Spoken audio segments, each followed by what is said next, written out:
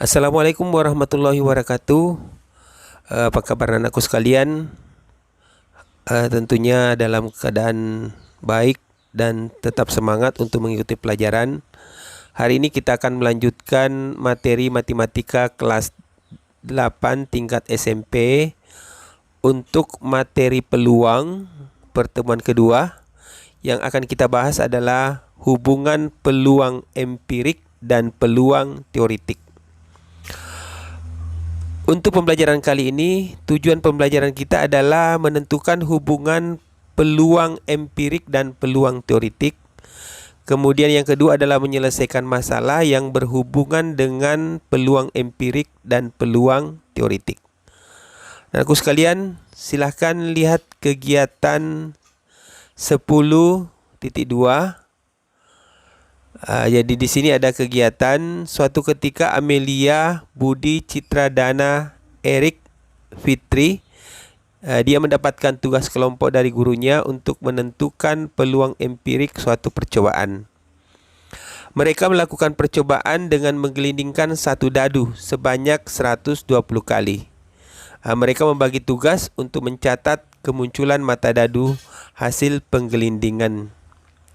Sekarang kita lihat hasilnya. Jadi Amelia itu mencatat yang diamati adalah mata dadu 1, kemudian Budi mata dadu 2, Citra mata dadu 3, Dana mata dadu 4, kemudian Erik mata dadu 5, Fitri mata dadu 6. Jadi masing-masing mempunyai tugas yang diberikan. Pengamatan dari Amelia untuk mata dadu 1 itu munculnya sebanyak 19 kali dari banyaknya percobaan 120. Untuk rasio perbandingan atau perbandingan dari A terhadap B itu adalah 19/120.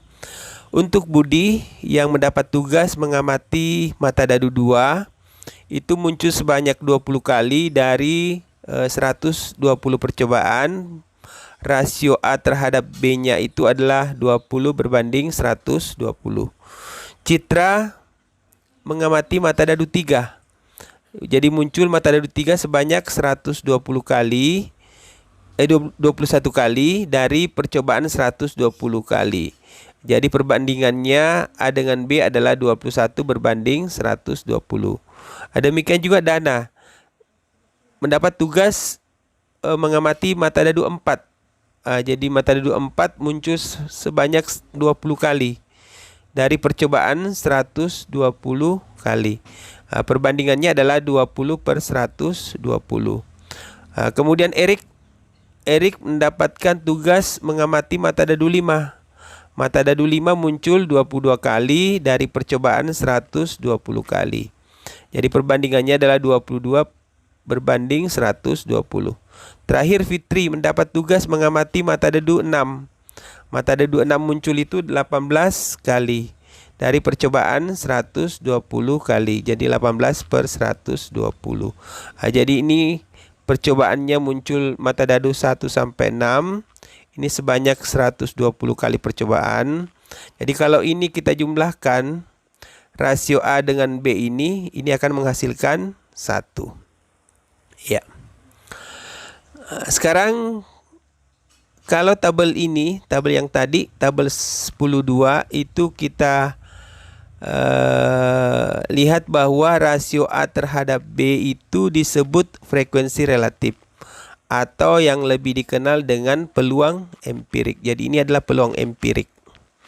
Jadi peluang empirik itu adalah peluang dari pengamatan. Iya.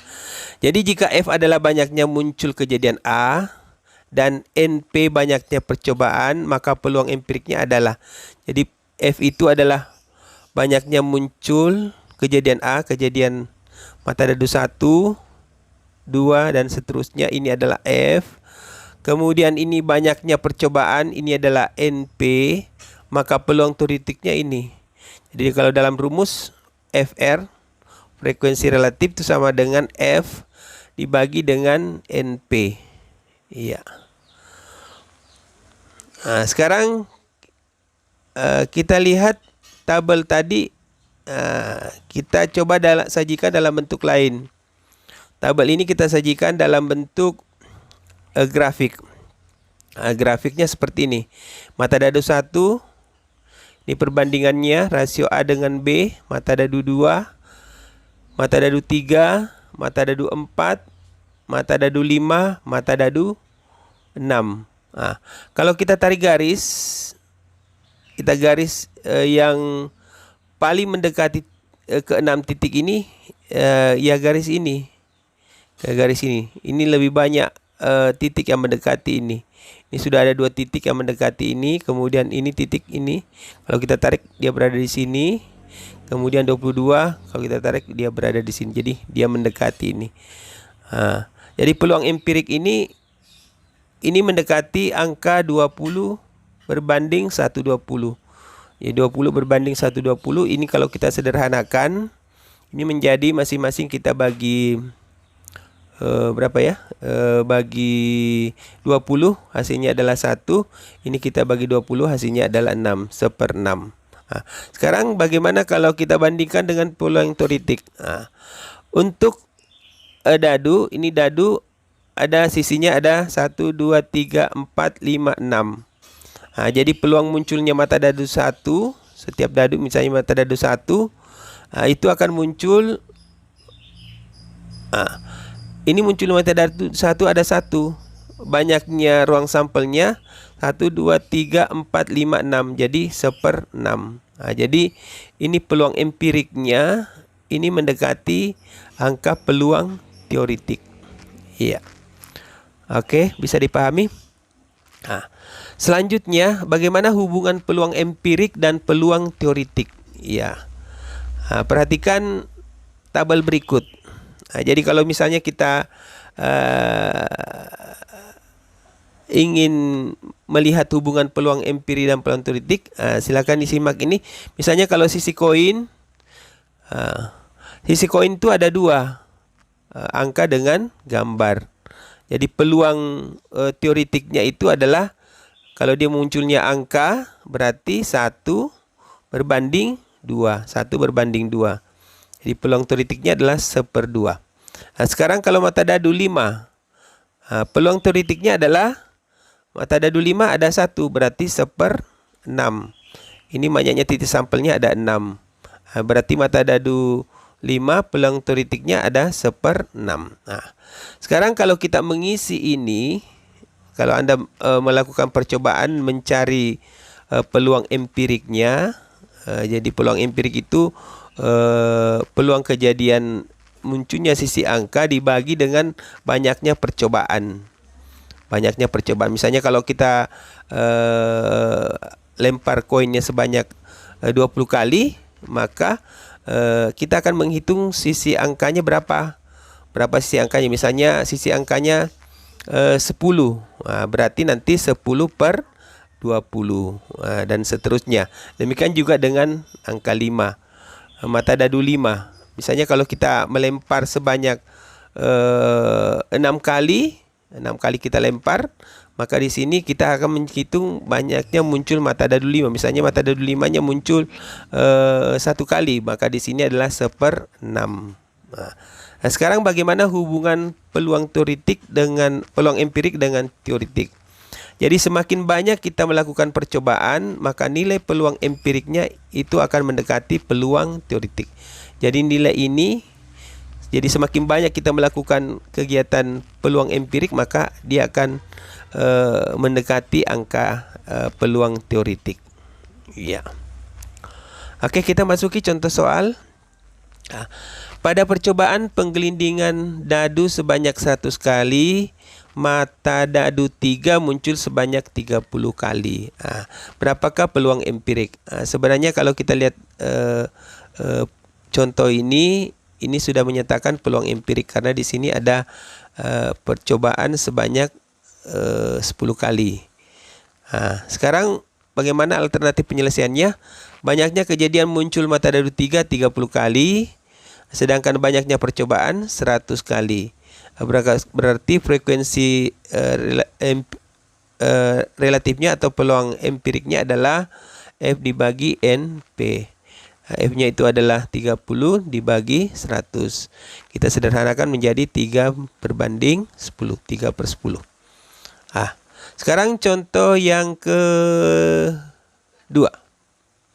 Untuk contoh yang kedua, berapakah perkiraanmu akan muncul mata dadu 3?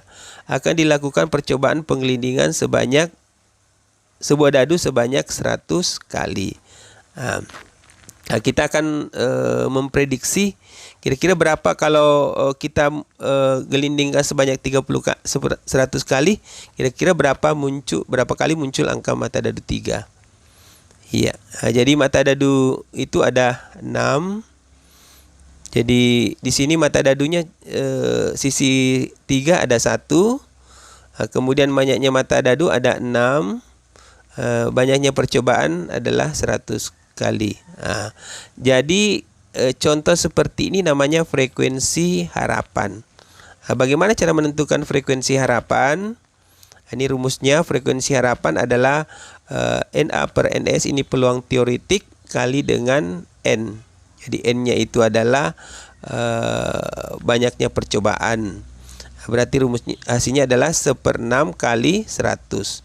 Berarti kita peroleh adalah 100/6. Itulah banyaknya prediksi kita terhadap munculnya mata dadu 3. Ini hanya prediksi. Kemudian contoh yang ketiga. Pada percobaan pelemparan 2 koin logam sebanyak 100 kali, muncul pasangan koin yang sama sebanyak 45 kali. Berapakah peluang empirik selain itu? Jadi 2 ada koin, jadi kalau misalnya pasangannya sama berarti angka dengan angka, gambar dengan gambar. Jadi dia muncul sebanyak 45 kali. Sekarang alternatif penyelesaiannya, jadi banyaknya percobaan 100 kali, banyaknya muncul koin sama 45 kali. Jadi kalau yang tidak sama itu tinggal kita kurangi, 100 dikurangi 45. Hasilnya adalah 55. Karena yang dicari adalah peluang empiriknya, maka kita peroleh adalah 55 dibagi dengan 100. Karena yang ditanyakan adalah peluang empirik. Selain itu adalah tidak sama, berarti 55/100. Kalau kita sederhanakan menjadi 11 masing-masing dibagi 5,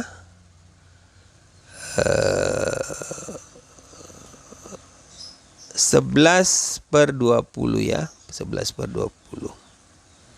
Ini keliru ya, 20 di sini ya. Ya, oke. Kesimpulan. Sebagai kesimpulan dari kegiatan kita ini adalah apa itu peluang teoretik? Jadi peluang empirik. Peluang empirik itu adalah perbandingan frekuensi kejadian terhadap banyaknya percobaan yang dilakukan. Nah, kemudian apa itu peluang teoretik? Jadi peluang teoretik itu adalah perbandingan banyaknya kejadian yang dimaksud dengan kejadian yang mungkin terjadi. Jadi kalau peluang teoretik itu kejadiannya biasanya 1 kali saja percobaan. Kemudian untuk peluang empirik itu banyak kejadian, banyak kali kita melakukan percobaan. Saya kira itu pertemuan kita hari ini. Mudah-mudahan dapat dipahami. Untuk hari ini kita akan melakukan kuis. Silakan simak di classroom masing-masing. Terima kasih atas perhatiannya. Assalamualaikum warahmatullahi wabarakatuh.